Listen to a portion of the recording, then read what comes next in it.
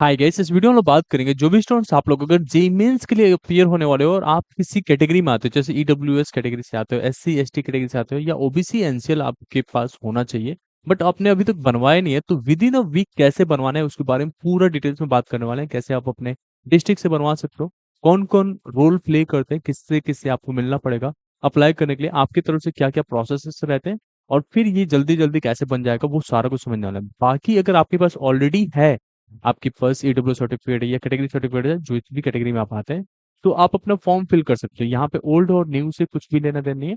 आपके पास 2 साल पुराना है, 3 साल पुराना है, तब भी आपका फॉर्म फिल हो जाएगा। जब आप काउंसलिंग कराने जाओगे तब आपको जो है वापस ये सब रिन्यू कराना पड़ता है, ठीक है।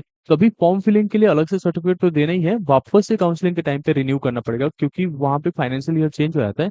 तो आपको वापस से ईडब्ल्यू सर्टिफिकेट या जो भी कैटेगरी सर्टिफिकेट आपने बनवा रखा है, सब कुछ शो करना पड़ता है, ठीक है। तो ये 2025 जेई मेंस के बारे में हम लोग बात करने वाले हैं, आपके कैटेगरी सर्टिफिकेट्स के बारे में, और एक वीक में ही कैसे बन जाएगा ये सारा चीज समझने वाले हैं, ठीक है। इससे अधिक पर्टिकुलरली टाइम नहीं लगता, बट अगर आप थोड़ा रश कर दोगे तो आराम से मिल जाता है, 2-3 दिन में बन जाता है, ठीक है। पूरा एससी एसटी सर्टिफिकेट बन रहा हो, ओबीसी बन रहा हो, या ईडब्ल्यूएस बन रहा हो, इस सब चीजों के लिए हम लोग बात करेंगे, ठीक है। अब इसकी अथॉरिटी किसको रहती है, कौन कौन बनाता है, लेकिन आपको डायरेक्टली किससे अप्रोच करना है वो भी मैं समझाऊंगा। बट कौन कौन बना सकता है, जो आपके डीएम होते हैं, एडिशनल डिस्ट्रिक्ट मजिस्ट्रेट होते हैं, वो कर सकते हैं, सिटी मजिस्ट्रेट बोल दो आप, या तहसीलदार है वो भी कर सकते हैं। तो मोस्ट प्रोबेबली जो होता है, सारे डॉक्यूमेंट जो बन के आते हैं वो तहसीलदार के थ्रू आते हैं, यहाँ तक जाने की जरूरत नहीं पड़ती। बट यहाँ से कुछ नहीं हो पा रहा है, आप डायरेक्टली डीएम के पास अप्रोच कर सकते हो, वहां से भी बन जाएंगे उनके ऑफिस से भी। अब प्रोसेसेस क्या क्या है वो जान लेते हैं।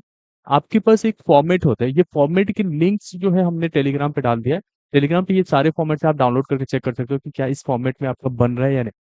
अब जो ईडब्ल्यू सर्टिफिकेट होता है सेंट्रल लेवल पे बनना है, लेकिन स्टेट लेवल पे भी आपके इसके डॉक्यूमेंट्स होंगे तभी जाके ये बन पाएगा। ईडब्ल्यू सर्टिफिकेट बनवाने से पहले आपको कुछ एप्लीकेशन ऑनलाइन करने पड़ते हैं, जैसे आपका इनकम सर्टिफिकेट स्टेट लेवल पे बन के आएगा पहले। तो इनकम सर्टिफिकेट जब आपका बन जाता है ऑनलाइन, तब जाके ईडब्ल्यूएस के लिए वेरिफिकेशन होता है। इनकम सर्टिफिकेट साथ साथ आपको डोमिसाइल भी देना पड़ता है, वो भी रहेगा, जिससे हम लोग कहते हैं निवास प्रमाण पत्र भी, तो ये आपका चलेगा। जैसे ही आपका ये दोनों सर्टिफिकेट बन जाता है, तो इसको लेके आप अपने विलेज के जो पटवारी होते हैं उनसे मिलोगे, लेखपाल जिसे कहते हैं, उनसे मिलने के बाद से आपका ये काम जो है विद इन वीक हो जाता है। उनको थोड़ा रश कराओगे तो तहसीलदार से साइन करा देंगे, वहां से अप्रूव हो जाता है।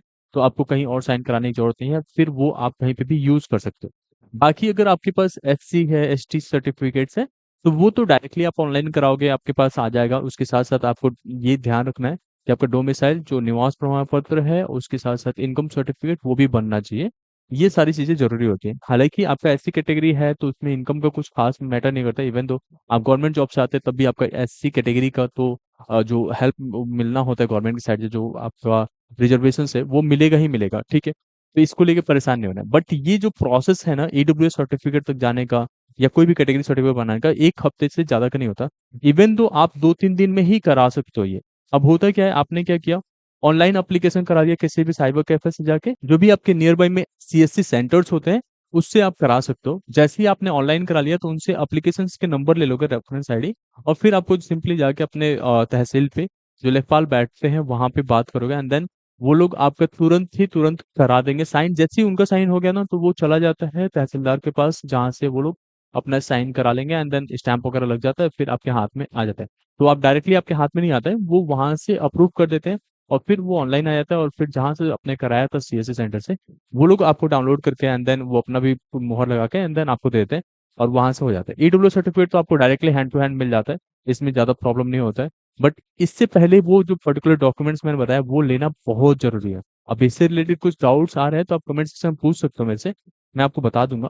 बट एक चीज का ध्यान रखना है, जहां पे भी जा रहे हो आप अपना एप्लीकेशन फॉर्म लेके, मतलब जहां से भी आपका सर्टिफिकेट बनना है, वहां पे अर्जेंसी शो करना पड़ेगा।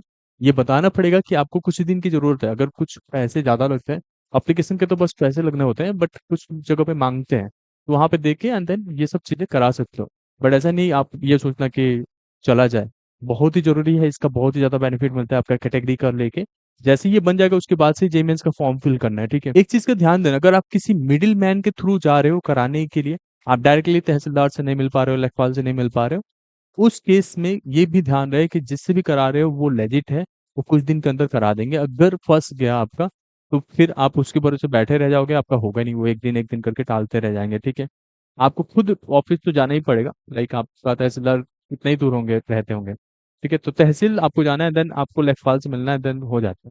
अपने जितने भी अप्रोच हैं लगाओ, जल्दी से जल्दी ये सारे सर्टिफिकेट्स आप लोग बनवा लो। ईडब्ल्यू सर्टिफिकेट के लिए उनके लिए बनेगा कि अगर आप जनरल कैटेगरी में आते हैं और आपकी इनकम 8 लाख से कम है, तो आपका ईडब्ल्यू सर्टिफिकेट बन जाएगा। और इसका बेनिफिट बहुत ज्यादा होता है, आपकी रैंकिंग में बहुत ज्यादा फर्क आता है, और इसकी वजह से अच्छे कॉलेज मिल जाता है even on the lower score. तो इस चीज का ध्यान रहे। आपने पूरे साल मेहनत किया है, अगर आपका जो है रिजर्वेशन गवर्नमेंट दे रही है, उसका बेनिफिट मिल रहा है, तो क्यों नहीं लोगे? क्यों जाओगे जनरल के साथ फाइट करने के लिए?